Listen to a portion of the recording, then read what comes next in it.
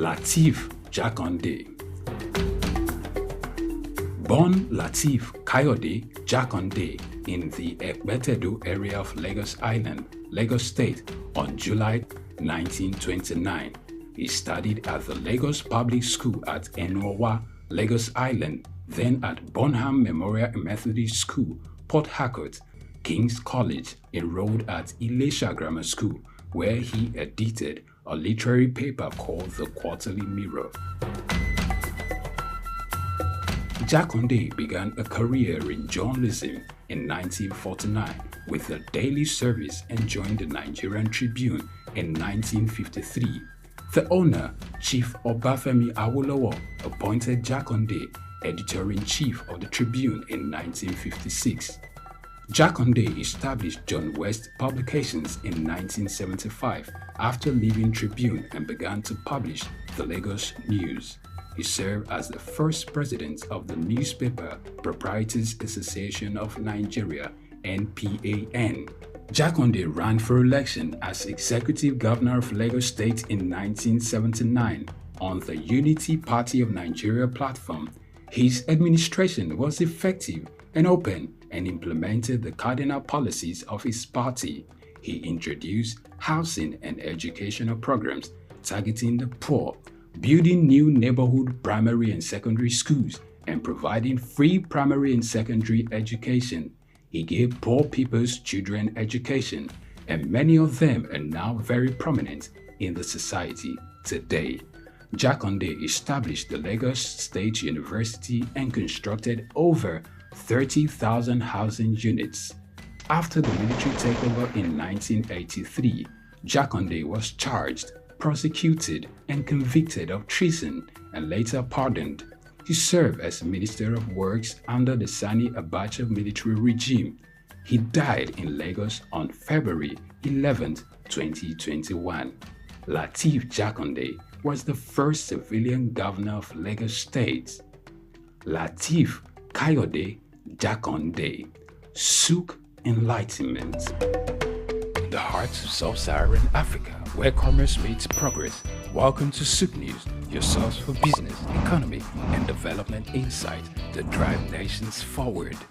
From the vibrant streets of Lagos, Africa's fastest economic hub, SOUQ News takes you on a journey of discovery, analyzing and reporting the facts that lay the foundation for growth and development. We don't just report the news, we create it. SOUQ News is more than a channel. It is a catalyst for change, spotlighting the stories that shape economies, inspire entrepreneurs, and fuel progress. Covering business, finance, technology, energy, and many more, SOUQ News provides a daily deep dive into the stories that matter, interviews with industry titans, and analysis that empowers your understanding of economic landscape. Join us daily as we dissect, discuss, and deliver the most relevant and factual news on business and the economy. SOUQ News is your trusted guide, empowering you with the knowledge to make informed decisions.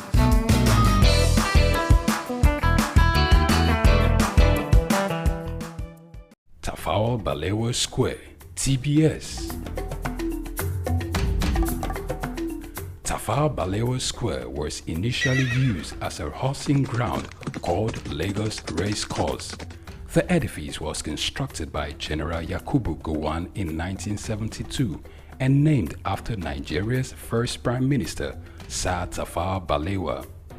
Tafawa Balewa Square is located at 45/57 Mase Bangboshe Street on Lagos Island, Lagos, and referred to as TBS.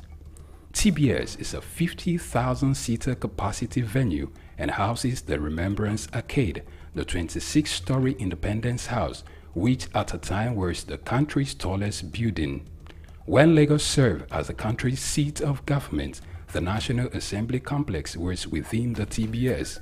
Also in the square are the National Broadcasting Commission Office, the Nigerian Hydrological Services Agency Office, shopping centers, travel agencies, restaurants, car parking lots, and a bus terminal. Tafawa Balewa Square is adorned with beautiful statues of white horses and red eagles, symbols of strength and dignity. Our historic neighbors include the King's College and the Holy Cross Cathedral. Tafawa Balewa Square hosted some of the country's memorable events, such as the Independence Day in 1960, when Nigeria gained independence from Britain, the Armed Forces Remembrance Day, which is celebrated annually on January 15. The edifice is a national cultural asset. Tafawa Balewa Square, SOUQ Enlightenment. We've got just what you need right here at Femi Wash Media. Call it the Midas Touch, and you wouldn't be wrong. Let us record, produce, mix, and master your audio like nobody does. Reach us on our contact today for the best quality job. My name is Dr. Agility Obi. My name is Etemere Glover. Naomi, well done, and shout out to SOUQ News. Shout out to SOUQ News. I want to encourage everyone to keep watching SOUQ News. Shout out to SOUQ News, and yes, tune into them. Keep watching SOUQ News. They are one in town. Hey, we're watching SOUQ News. Keep watching SOUQ News. Keep watching SOUQ News. Catch them on YouTube and all social media channels. Hey, my name is Frank Edowo, and I'm imploring you. No, forget that. I am forcing you, coercing you to always stay tuned to SOUQ News for your news requirements. In the heart of sub-Saharan Africa, where commerce meets progress, welcome to SOUQ News, your source for business, economy, and development insight that drive nations forward. From the vibrant streets of Lagos, Africa's fastest economic hub, SOUQ News takes you on a journey of discovery, analyzing and reporting the facts that lay the foundation for growth and development. We don't just report the news, we create it. SOUQ News is more than a channel. It is a catalyst for change, spotlighting the stories that shape economies, inspire entrepreneurs, and fuel progress. Covering business, finance, technology, energy, and many more, SOUQ News provides a daily deep dive into the stories that matter, interviews with industry titans, and analysis that empowers your understanding of economic landscape. Join us daily as we dissect, discuss, and deliver the most relevant and factual news on business and the economy. SOUQ News is your trusted guide, empowering you with the knowledge to make informed decisions.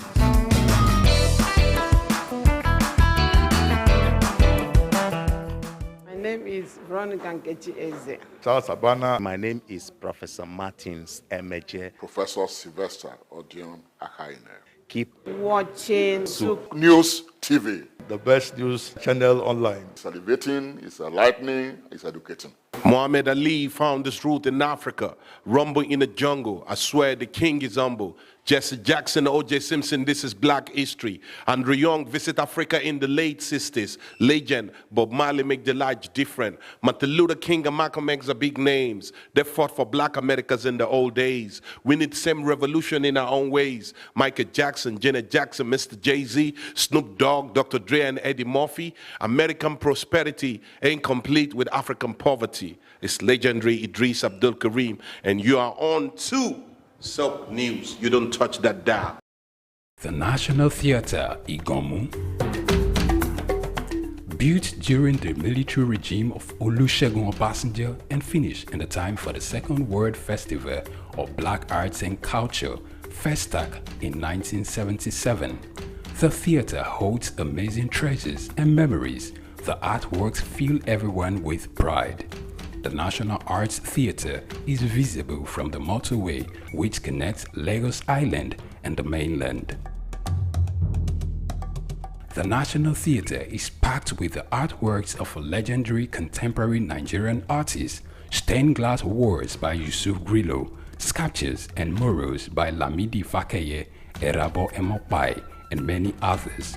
It was put to full use for a month as one of the 4 venues of the Second World Black and African Festival of Arts and Culture, tagged FESTAC 77.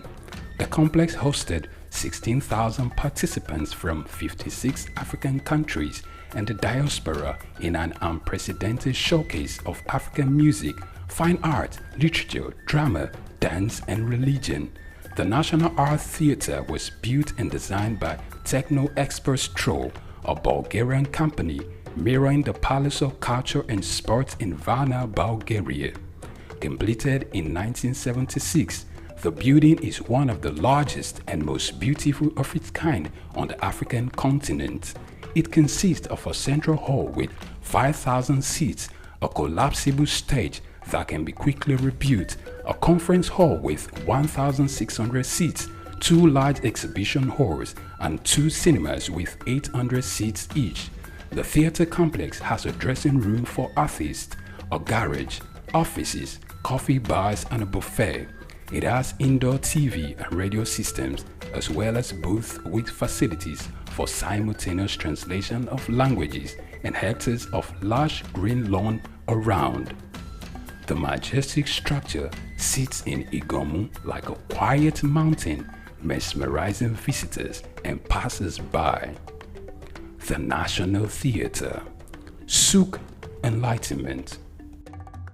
I'm okay. My name is Raymond Bola Brown. Hi, my name is Fred Amata, and you are on to SOUQ News. If you are watching this channel for the first time, make sure you continue to watch it because this is SOUQ News. Shout out to SOUQ News. Actually, I don't know. I really enjoyed the little moment I spent with you, and I think with more of this. SOUQ News. Here's the SOUQ News, who had the courage to transcend a locked-off camera and actually have a conversation. We've got just what you need right here at Femi Wash Media. Call it the Midas Touch, and you wouldn't be wrong. Let us record, produce, mix, and master your audio like nobody does. Reach us on our contact today for the best quality job.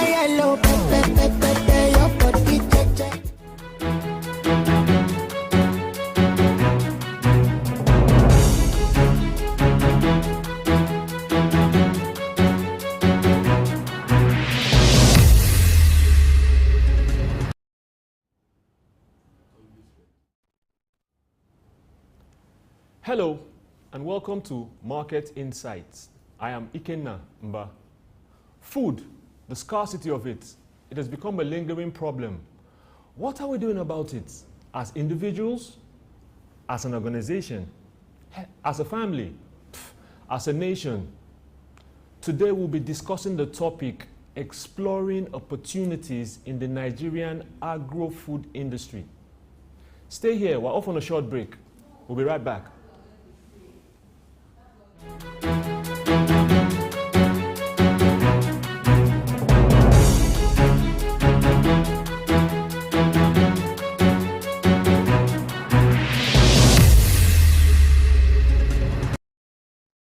In the heart of sub-Saharan Africa, where commerce meets progress. Welcome to SOUQ News, your source for business, economy, and development insight that drive nations forward. From the vibrant streets of Lagos, Africa's fastest economic hub, SOUQ News takes you on a journey of discovery, analyzing and reporting the facts that lay the foundation for growth and development. We don't just report the news, we create it. SOUQ News is more than a channel. It is a catalyst for change, spotlighting the stories that shape economies, inspire entrepreneurs, and fuel progress. Covering business, finance, technology, energy, and many more, SOUQ News provides a daily deep dive into the stories that matter, interviews with industry titans, and analysis that empowers your understanding of economic landscape. Join us daily as we dissect, discuss, and deliver the most relevant and factual news on business and the economy. SOUQ News is your trusted guide, empowering you with the knowledge to make informed decisions.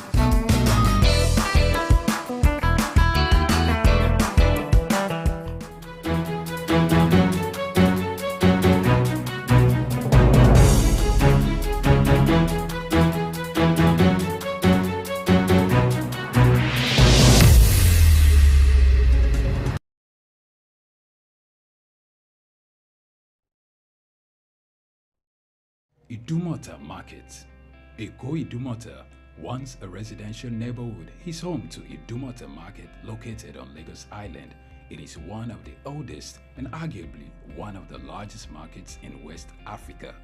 Idumota is a historic neighborhood adjacent to the Lagos port that facilitated the slave trade and later under the British indirect rule it surrounded to export that fueled the colonial enterprise.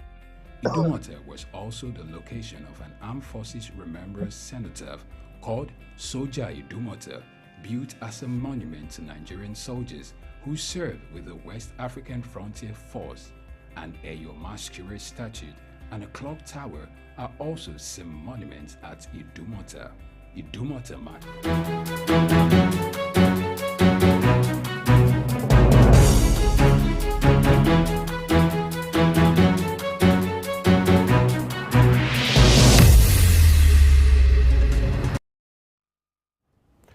Welcome back.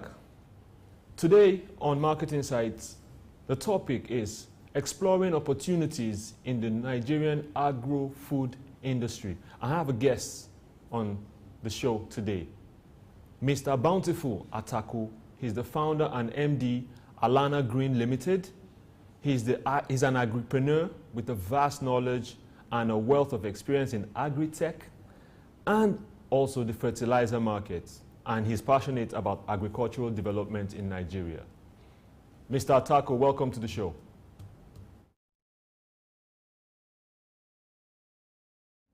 Join you once again. Yes. How are you doing? Hope you're doing really good. Yeah, I'm okay. I have a bit of a cold, so pardon me, when I cough in intervals here and there. All right, sorry to hear that. So we'll jump right into it. My first question for you, as we begin to butter the grounds and wet it, what is the status of our agro-food industry currently? Where we are right now? Where are we? What's the status? There are two sides to the coin. First of all, as we know, Nigeria is experiencing food shortage.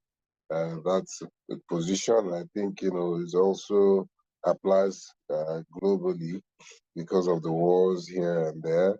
The Hamas-Israel thing is there. The Russia-Ukraine war is also there, and a host of other factors. That's on the one side. On the other side, I think the government is putting in place initiatives to develop the sector as best as they can. Months before now, I held a different view on these things, but I've seen that the government is serious about making a change in the agricultural sector. We can see by the work they're doing in mechanization space, by the agencies that they're establishing. We can also see that they have made good claim on dry season farming or subsidizing fertilizers and a host of other things. So it's an interesting time for agriculture. We also look forward to having more young players in the sector to see how we can build and consolidate on the work we've done thus far. Yes, you mentioned how the wars affect what's going on. Could you shed more light? Okay, so as we know, security is a major determinant to food production. You cannot produce whilst there is unrest or security risks. That's not possible. We see that the major reason that is hampering our production, the major reason our production is hampered in Nigeria is insecurity. Now, this countries where these wars are happening are major players in the agricultural sector. First of all, a country like Ukraine and Russia is where Nigeria gets their raw materials from, to produce fertilizer. MOP, DAP comes from these areas, first of all. And then second of all, on the Israeli side of things, we also get, Israel is a producer of a fertilizer raw material globally as well. And this wars cause tension. As we know, Ukraine sent us some grains the other day. These are also trade partners that we work with. So if we don't have these economies functioning at optimal position, it will affect, global food production. Right. Thank you for shedding more light to that. But come to think of it, based on what's going on with all that's happening, are there underutilized crops that has export potentials that we're not, were yet to discover? We have things like cocoa, cashew nut and stuff. Are there underutilized crops that we could, take advantage of and get into in these times? There are a lot of them. There are a lot of them. First of all, sunflower. Now, northern Nigeria is a hub where sunflower can thrive. Sunflower oil is the most expensive oil in the world. We have the potential for it, but the value chain is underdeveloped. But I think there are a lot of people doing some work on that value chain, including colleagues of mine. That's on the one hand. On the other hand, I think that cocoa, cashew, we need to look at the value chain in its entirety to develop the processing end of things. We need to add value to those produce so that we no longer export as raw material, but we can be known globally as processors of this produce. All right. So now, having said that, and we pick a few of these things as underutilized crop that we can get into, are there gaps in our food processing sector as regards the ease at which they are processed and how quickly we can export or begin to export and throw our weight behind exporting? Are there gaps that we need to fill in our processing sector? Okay, there are end-to-end gaps from finance, that's innovative finance, to latest equipment and machines, to local fabrication of these machines, to packaging methods and all of these things. There are a lot of gaps, in that area. First of all, I think that development banks, agricultural banks, and the capital markets in general need to look at innovative finance for players in the agricultural sector. Now, why a lot of countries are thriving in agriculture is because of the financial incentives that are in the sector. There are so many, incentives. There are tax holidays.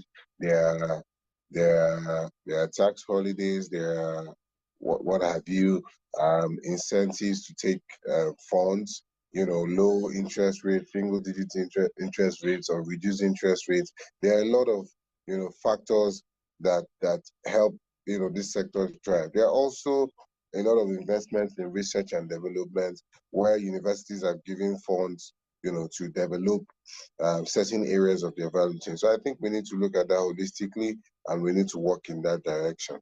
Now that way, we can now look at better packaging to be acceptable, globally. To play in global markets, we need to do things as per our competitors globally, or else, we'll be relegated to the backstage, and that's not what we want for the country. No, that's not what we want. You talked about innovative financing and stuff, but there's so much talked about agri loans, at low interest rates and all that available. So much in the news, so much in print, in the papers and all that stuff. But why do we still seem to have a problem with food crops and inflation? Because there's so much on the news about this. Money is available, come take, we're ready for you and all that stuff. But why is there still this gap and these problems that we have? So first and foremost, there is a trust deficit in the agricultural sector. I tell you because I know that. Our company have been involved in fundraising for some time now, and that fundraising exercise has cost us to encounter different sets of people.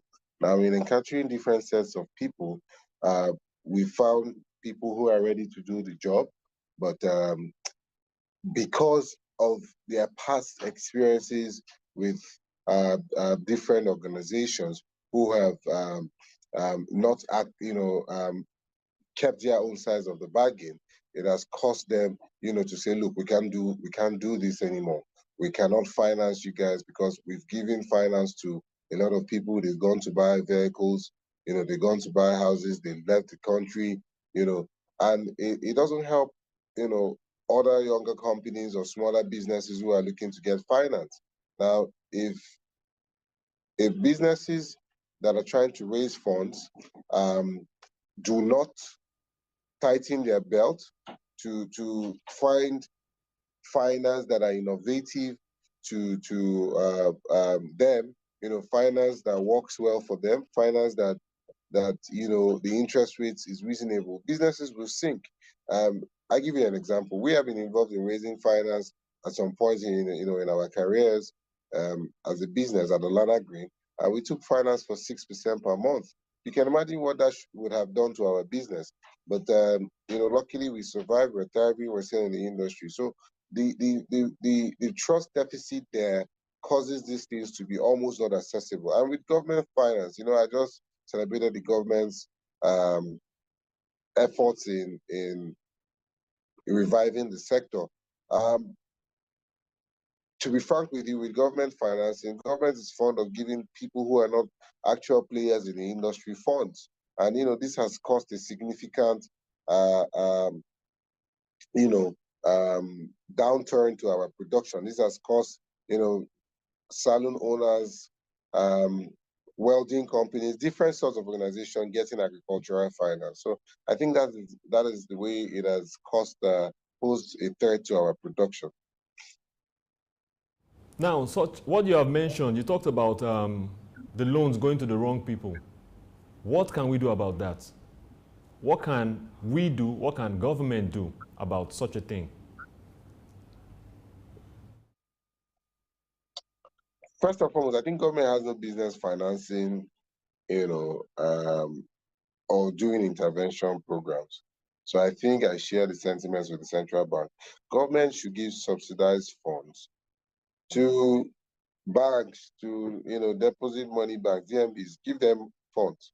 Tell them this is the interest rate that you're giving them at, and they should peg it at so percent and give single digits. Your job should be to monitor.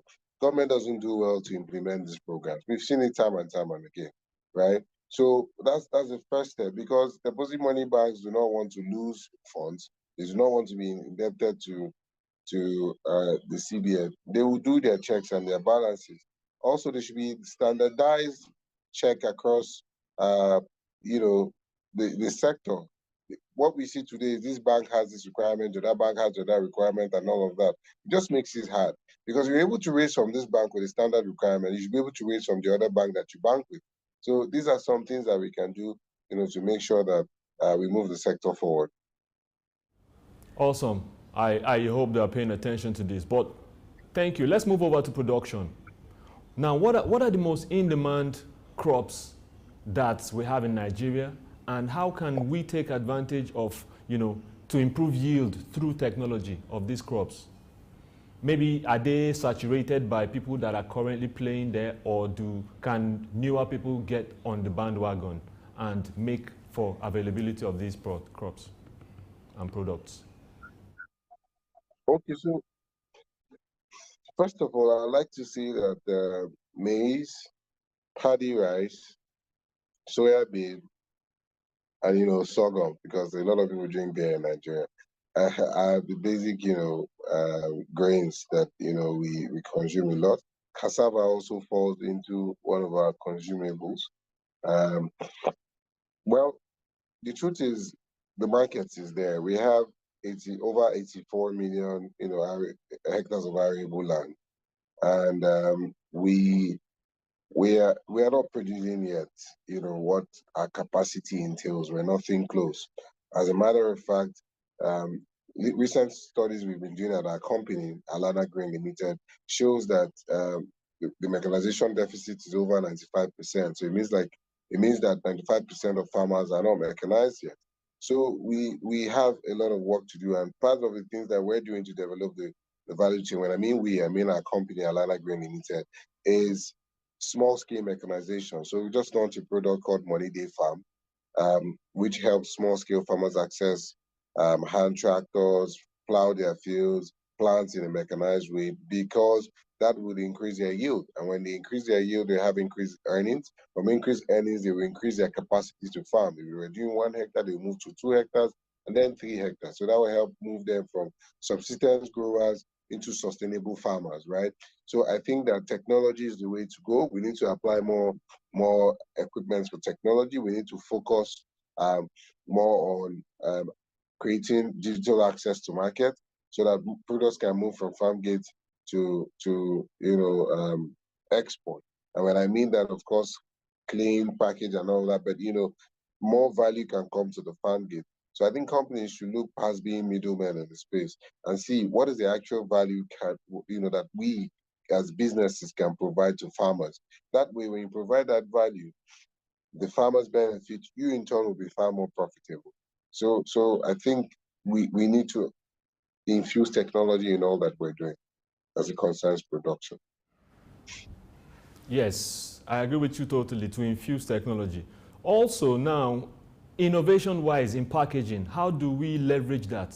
One, and secondly, are there opportunities? We listed the, popular crops that people are getting into and how they are maximizing that: cassava, sorghum, soy. So are there like opportunities to create new products that will leverage these ones?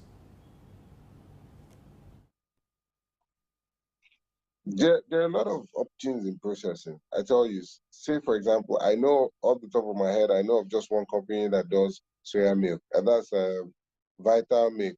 I've forgotten the name of the company. But they're a Ghanaian company, funny enough, and they're big in Nigeria, right? So we need to look past primary production. Yes, a lot of people need to be involved in primary production, but we need to look at this crop. Excuse me, this crop, for example, this is sesame. What else can I do aside from exporting sesame, or selling raw sesame to the exporters? I see some products in the Abuja market, sesame cake, and all those things. We need to look at what value can we add? What are people doing internationally? I watched a video from the Chinese, and I saw,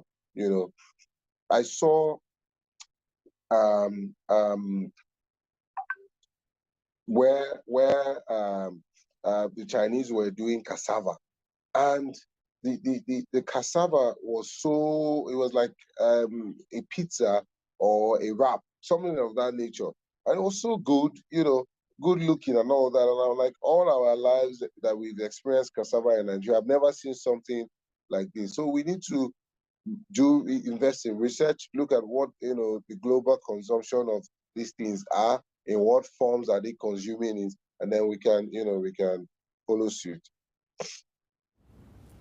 All right. So it brings me to farmers, distribution, market access.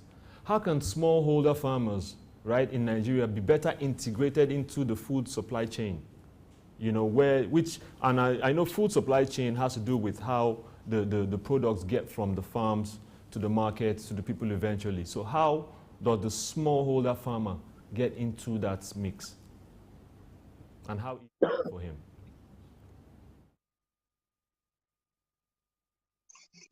Okay, if I get your question correctly, I think that farmers, typically just farm and sell. So there should be different value chain actors, value chain players at every point. Companies can invest in logistics, just like what we are doing with our Money Day farm product. We've invested to say the machines that we have also have a 1.5 ton trailer attachment, so they can move produce from farm gate to a storage. That way also mitigating post-harvest losses. So even the market is there for the farmers, because we will buy back the commodities farmed by the farmers who have patronized us and other farmers around. Now, farmers can focus to say, when I buy my products, I don't want to sell immediately. I want to clean it, make sure the grains are standard before I sell, and I can put some more value on that. That way, you have a ready market, because people know that this farmer does ABC before sales, and they are looking forward to have value. People are not looking to just go and do what everybody else is doing. Once you go one step or two steps further, people are far happy to patronize you. So farmers can key into that market by adding value other than just bagging impurities into their commodities. Cooperatives can also come up to say they want to invest in branded commodities. What that means is, for example, we have SOUQ Pulse Cooperative. The SOUQ Pulse Cooperative can invest in printing their own bags with the name SOUQ Pulse, and then the location, for example, Idiaraba cluster, and put in a tracing mechanism there as well. to show anybody buying this that it was produced by SOUQ Pulse from Idi Araba, and that they can be accountable, they are traceable. So if there's any issue with the product, say aflatoxins or whatever challenges have you can come back to them and they're able to, refund on that batch. That way, they can also increase their pricing because it's value that they are adding. Pretty much, these are some of my ideas.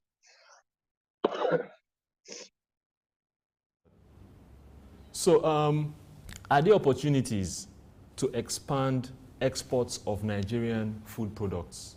You know, we're too keen on imports, a lot of things from the most minute to the largest. Now, the question is, are there no opportunities for us to export what's ours? What's Nigerian, those crops, those food items? And what?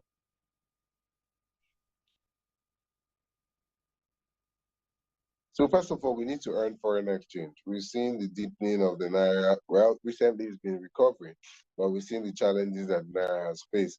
We need to earn foreign exchange. Now, for us to earn foreign exchange, we need to export, and export. Agricultural produce, we have the competitive advantage. We have the land. We have almost everything grows in this country.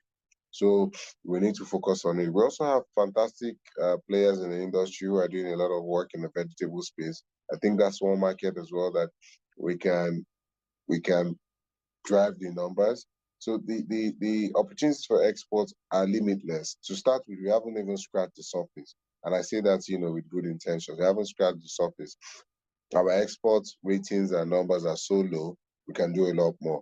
It's also not easy to export because you need to meet global standards. And that's the problem that Nigeria is facing. We have a challenge meeting global standards because a lot of us want to cut corners, a lot of us don't want to do the needed work. But the thing is, we can start now to drive that change.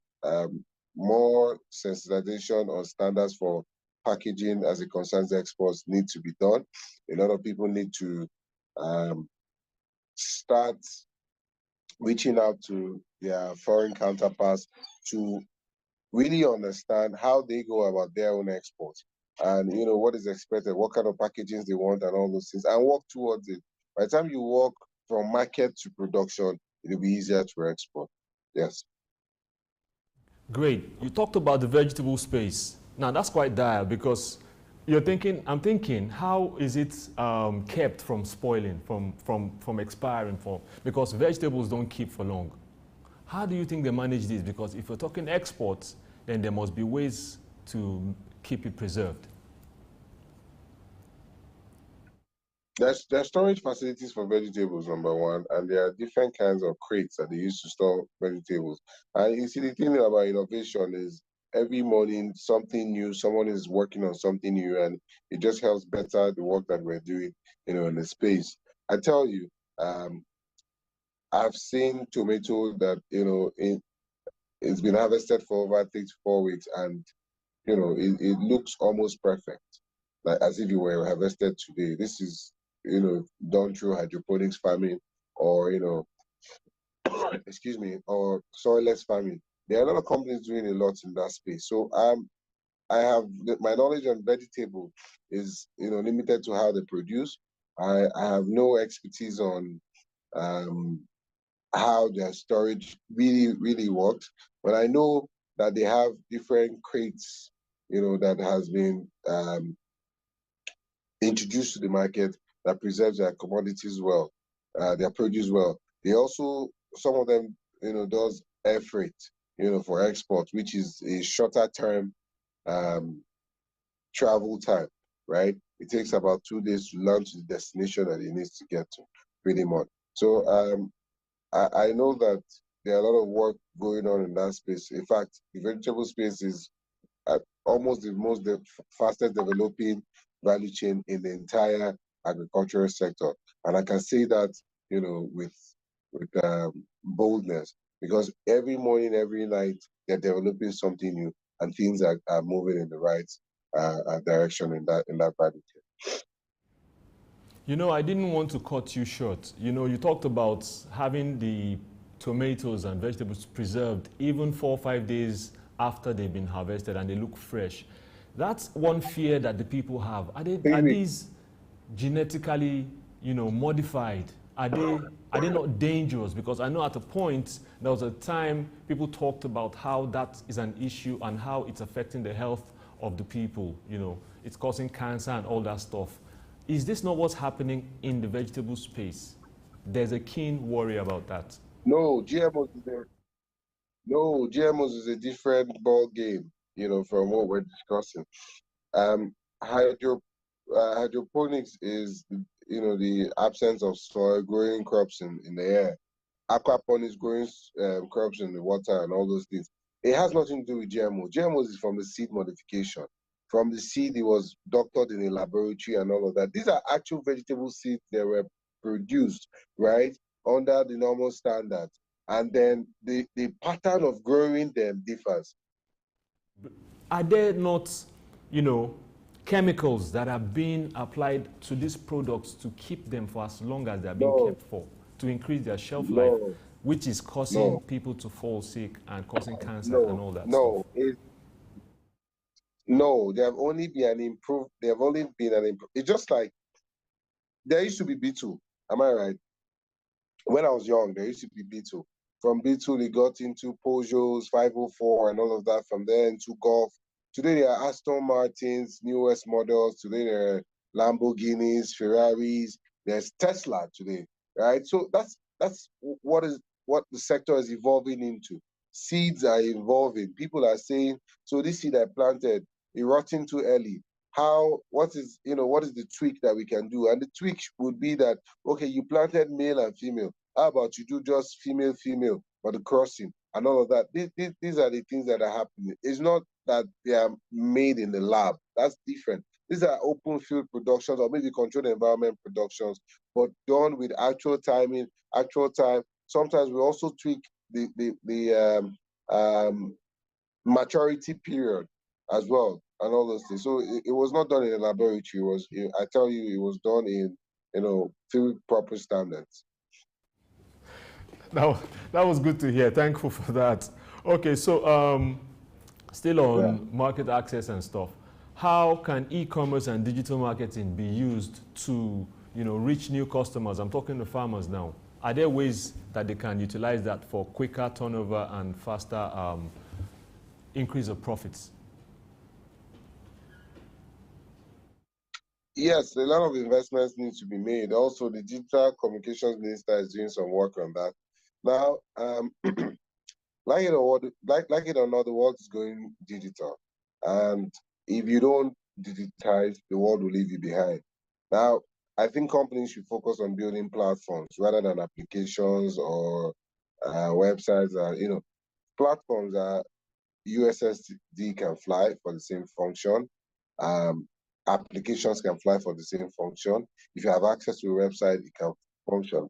Because some people don't know how to use apps. Some people know how to go on the internet, which is Chrome and all those things, and just use them. Some people don't have access to these phones, they can use USSD. So we need to differentiate different people's knowledge. Now, if we are digitalizing, we need to look at that across board and say the audience we're trying to reach is not only the app using guys. And I think a lot of times it's pointless to make apps for farmers. You can make apps for the service providers to those farmers, but not for farmers, because how many farmers understand the intrigues of technology? A handful, right? And some of them know how to browse. Some of them know how to use web to bank. So if they can use web to bank, they can also use web to assess, you know, what you have. So digitalization is here, it's happening. If you don't fit in as a business, you're going away. Part of the work that we're doing at Alana Green Limited is to make sure that our products are digitized and not just that we build apps and push it out there and no use it. And what we're doing to do that is to launch our products, get market feedback, and then tweak the digital end to fit the needs of our farmers. Thank you. Please stay tuned. We'll take a short break right now. And when we return, we'll talk some more. Don't go anywhere.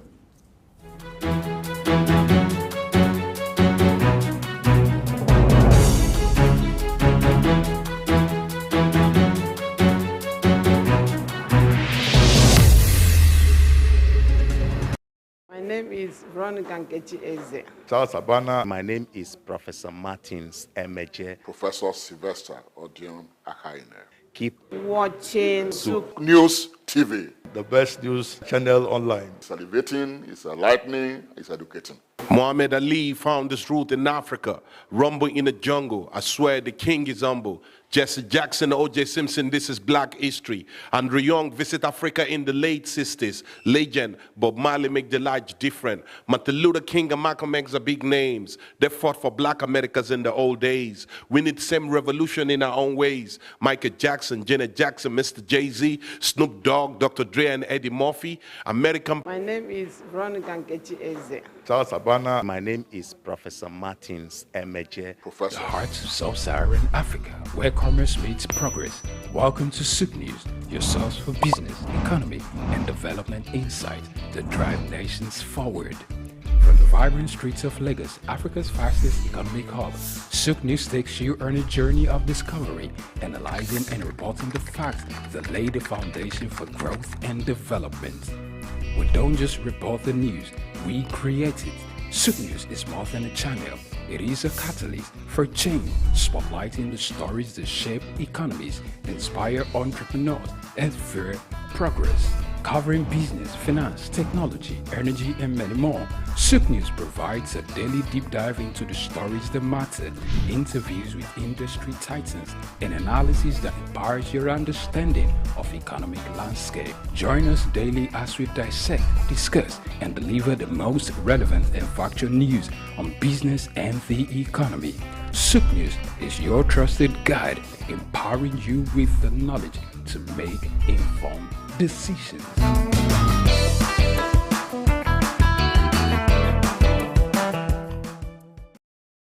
We've got just what you need right here at Femi Wash Media.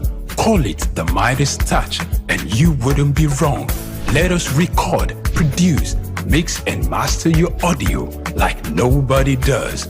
Reach us on our contact today for the best quality job.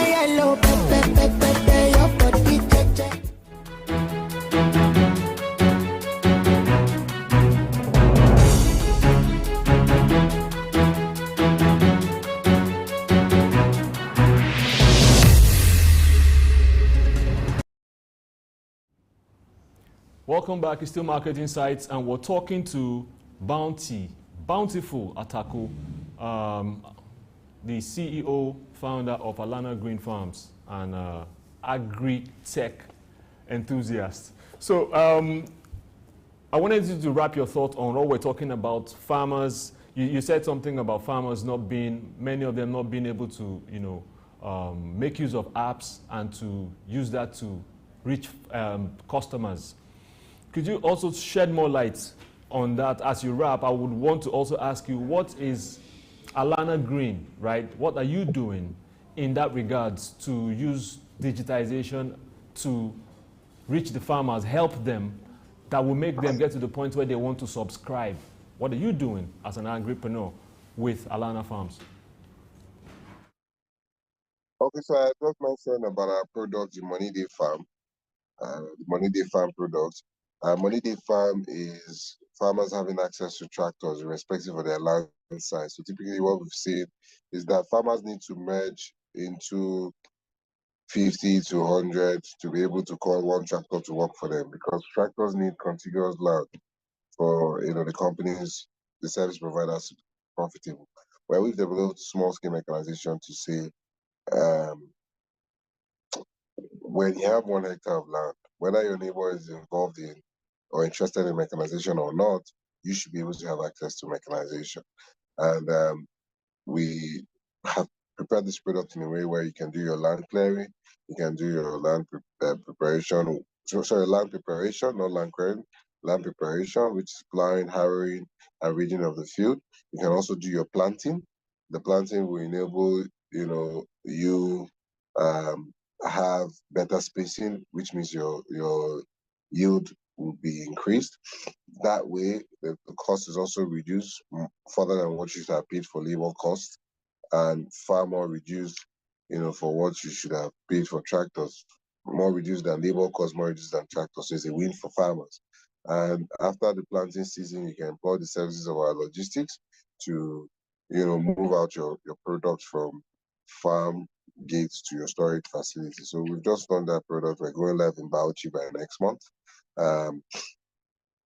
That's pretty much what we're doing at that end. We also intend to digitize that product in the coming months and have farmers subscribe so that they know that they can plan. They can say in January, let me start paying 20%, 30% until the season begins in April so that I can complete my payment to have this service. We're working on that still. We are trying to gather enough data and farmers' feedback to be able to launch very much. That's what Alana Grain Limited is doing to support farmers on the front of technology. All right, having said that, and that's a great incentive, but are there ways that farmers can get to jump on the bandwagon? Having seen what you're doing, what's the strength of what you're doing? How is it going to pull them in and make them want to quickly subscribe as soon as you jump off? First of all, the cost effectiveness for starters. And then in the short term, they will see that their yields, will be far increased. If they were harvesting 20 bags, they'll start harvesting 25 bags or maybe 30 bags, and they will just tell that it's better to go, this way. It will also save them stress. It will also give them the capacities to farm more lands, because one of the challenges they experience that help them, that makes them stay still at the subsistence level is the cost of labor and the cost of technology. So providing this reduced cost, we're optimistic a lot of farmers will jump on our service, and it will do a lot of work in mechanizing the sector. I wanted to quickly ask, you talked about Money Day Farm. Is it an app? Could you shed more light? So let's say the lay farmer like myself, listening to you, how can you break it down, Money Day Farm? Talk to us some more about it. Money Day Farm is just a simple product, like I explained, that farmers will be able to have access to tractorization if they have 1 hectare of land through small-scale mechanization equipment, 18 horsepower planters, weeders,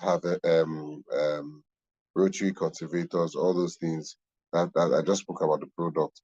The name of the product was chosen because what it entails is that you have increased yield. That yield will earn you more money. So you know that in essence, there are better ways of farming, and Money Day Farm. That's what the product's about. Indeed, Money Day Farm. So the app, right, does it connect farmers? You know how you have a regular social media app where everyone is on it, they can relate with each other, or it just relates with Alana Green Farms? I asked for ease of, We're looking at flow of the app and the scalability, how they can talk to each other real time and have ready answers. We're looking at different phases to that, different facets to that, right? We have not launched, like I said, it's not digital yet. We're still gathering data to know the right way to go. If it's going to be like a feedback app or it's going to be a website, definitely there will be a USSD phase, interactive phase that we attach to it, and call centers and all. We're not there yet. I'm sure when we get to that bridge, we'll cross it, but we're working on it. Yes, you are, which means you owe us a fantastic pay for the amazing idea, since you haven't run it with it now. So thank you so much. I want to thank you at this juncture for having us talk, for you talking to us and shedding light on how farmers can do better. Now, we'll take a short break, and when we return, we'll wrap on Market Insight for today. Stay with us.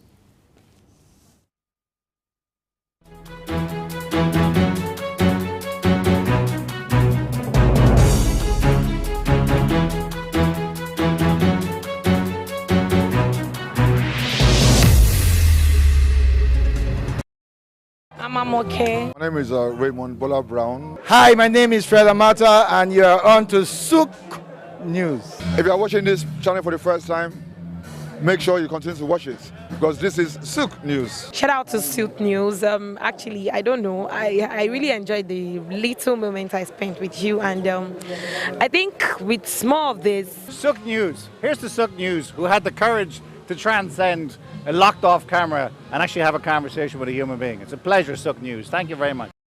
The National Theatre, Igomu, built during the military regime of Olusegun Obasanjo and finished in the time for the Second World Festival of Black Arts and Culture, SOUQ, in 1977. The theatre holds amazing treasures and memories. The artworks fill everyone with pride.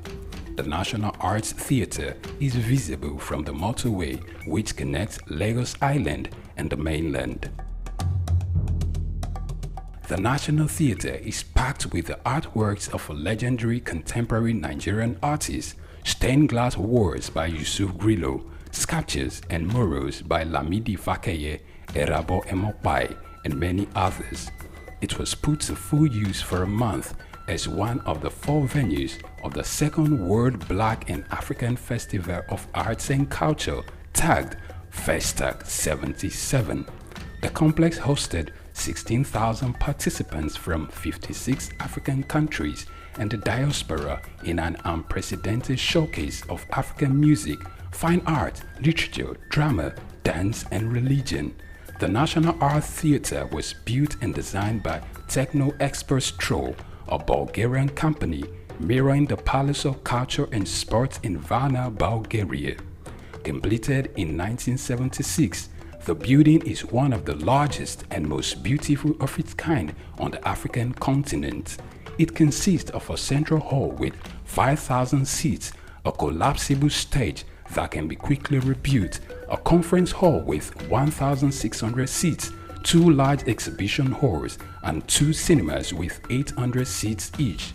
The theatre complex has a dressing room for artists, a garage, offices, coffee bars, and a buffet. It has indoor TV and radio systems, as well as booths with facilities for simultaneous translation of languages and hectares of large green lawn around. The majestic structure sits in Igomu like a quiet mountain, mesmerizing visitors and passers-by. The National Theatre, SOUQ Enlightenment.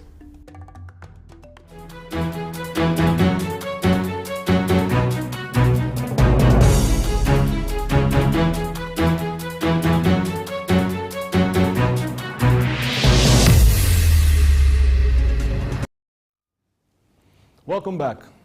Currency market rates for today. It took a slight downfall as yesterday it went for $1,323, 3 naira per dollars, I beg your pardon. So today on the dollar markets, it's selling for 1,300 as official rates, where the parallel market is for 1,440 naira. Pounds, 1,670 naira to 1,900 naira on the parallel markets. For euro, 1,436 naira selling, which also takes us to parallel 1,600 naira for today, March 26, 2024. All right, that was our package today on the show, where we discussed opportunities in the Nigerian agro-food industry. Our guest, Mr. Bantu Atako, went in depth to mention the numerous benefits of that industry. I am Iken Namba. Stay tuned for the next program on SOUQ News. Don't go nowhere.